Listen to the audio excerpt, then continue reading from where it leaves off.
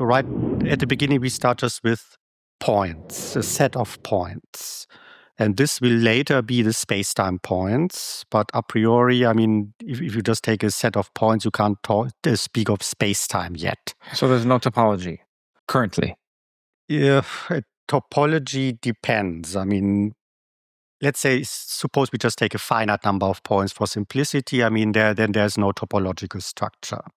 And also what is missing is something like an order relation, causal relations between the points. So therefore, if you just have a set of points, I wouldn't call that a space-time. So space-time needs additional structures.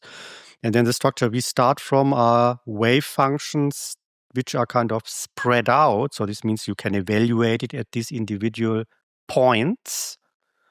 And then this causal action principle brings these wave functions into specific configurations, in a kind of optimal configuration. So you minimize a certain functional.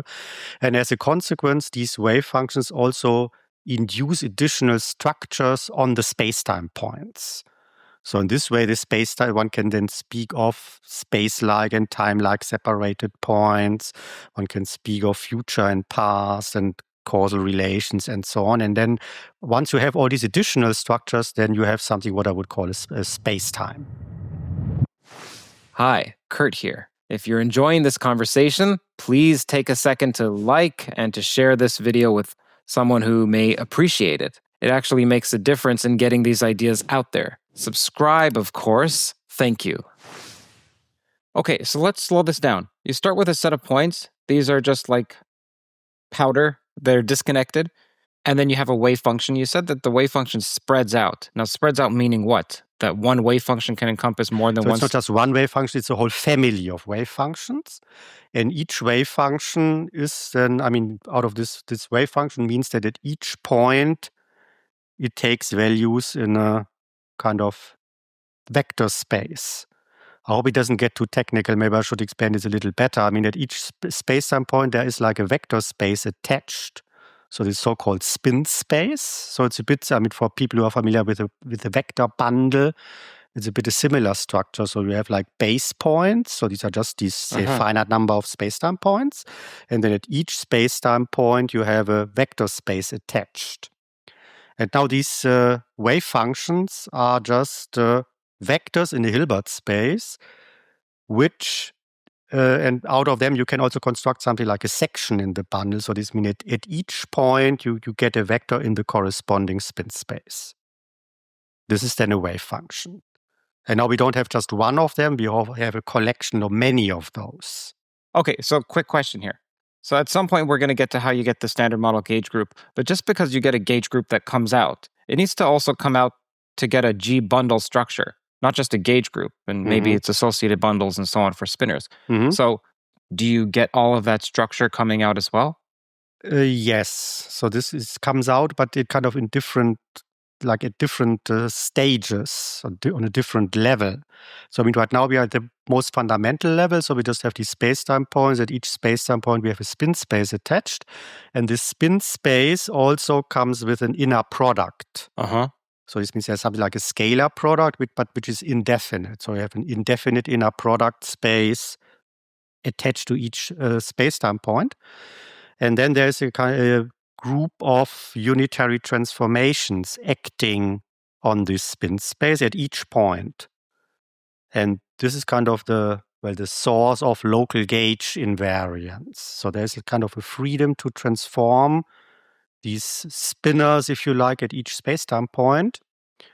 And if you then move up to a bit higher level to get like effective theory, if you take many wave functions and many space-time points and take certain limiting situations, then this freedom to transform the wave functions at individual space-time points then gives rise to local gauge transformations, similar to what you have in the standard model.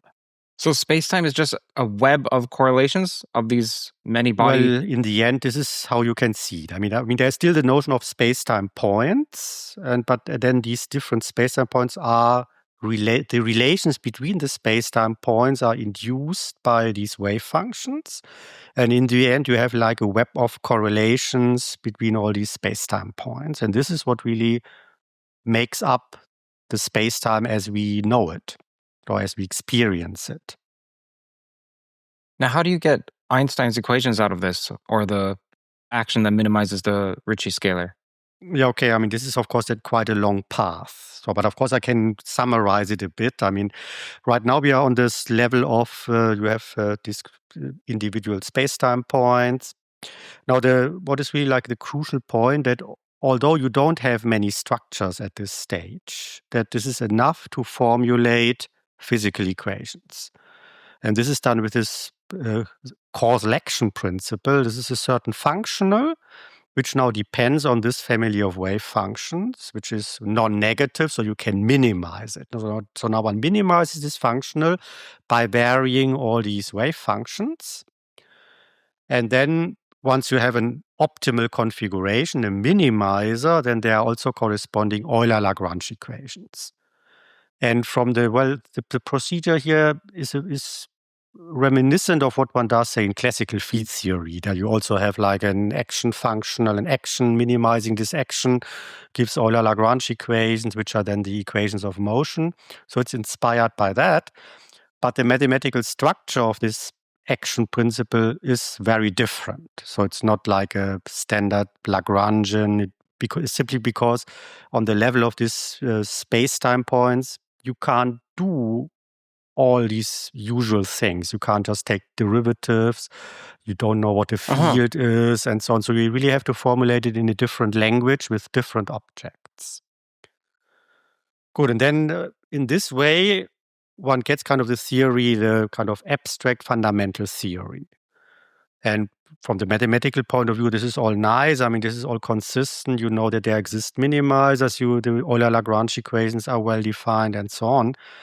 But the question then, of course, is like, how can you describe a really physical space-time in this setting? And what do you get in the end? What does this causal action principle tell you about the dynamics of the resulting system? And in order to answer these questions, it's important that there is that minimizers can be obtained starting from flat space-time. So if now I start from the other side, I just take, let's take our standard four-dimensional Minkowski space-time, and then I consider in this space-time wave functions which satisfy the Dirac equation. And then I build a certain family of such wave functions. Then one sees that they really form a minimizer of the causal action principle. So this means I have a specific solution of these Euler-Lagrange equations, which just describe empty space, just a non-interacting Minkowski space. And this is, of course, a key point. Also, it was, of course, one of the key requirements for coming up with the causal action principle. The way I came up with a specific form is because I wanted Minkowski space to be a minimizer in a certain sense, in a well-defined sense. Where I'm confused is that I don't see how in the causal fermion system, how do you recover the Lorentz signature without imposing it? It seems to me to be sneaking in via just whatever you posit as the action. Well, not quite. I mean, what is true is that on this fundamental level, there is no Lorentzian metric. Also, there is no manifold structure. I mean, the space-time points do not need to form, say, a four-dimensional smooth manifold. So there is no continuum space-time in general. There's also no Lorentzian metric. But there are other structures which also correspond to the causal structure. I mean, this is why it's called causal action principle and so on. So in other words, you have this kind of web of correlations, as we called it earlier, between the space-time points. This also gives rise to causal structure. And now what happens, now if you take this example of Minkowski space and then you construct a causal fermion system out of that, you not only get a minimizer of the causal action principle, but you also see that these different causal structures coincide. So this means that the causal structures of the causal fermion system then agree with the standard causal structure in Minkowski space. So therefore one can say that this usual causal structures of classical space-time, Minkowski space, Lorentzian space-time, they kind of are generalized in this causal fermion system approach. And okay, yes. So therefore, it's not that I'm sneaking in the causal structure. It's more that I recover it to see then later, okay, now this complicated web of correlations and the causal structure coming from there then agrees in the example with something I'm already familiar with. Just a moment. Don't go anywhere. Hey, I see you inching away. Don't be like The Economy. Instead, read The Economist. I thought all The Economist was something that CEOs read to stay up to date on world trends. And that's true, but that's not only true. What I found more than useful for myself personally is their coverage of math, physics, philosophy, and AI, especially how something is perceived by other countries and how it may impact markets. For instance, The Economist had an interview with some of the people behind DeepSeek the week DeepSeek was launched. No one else had that. Another example is The Economist has this fantastic article on the recent dark energy data, which surpasses even Scientific American's coverage, in my opinion.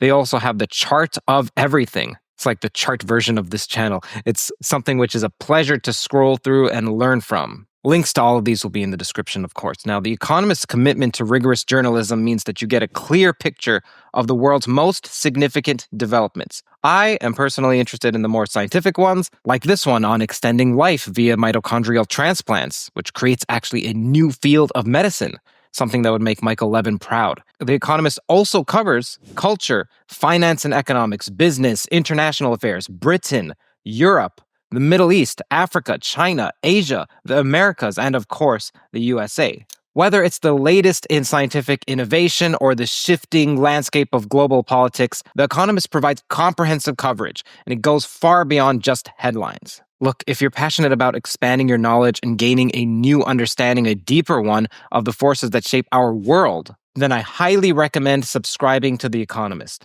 I subscribe to them, and it's an investment into your intellectual growth. It's one that you won't regret. As a listener of this podcast, you'll get a special 20% off discount.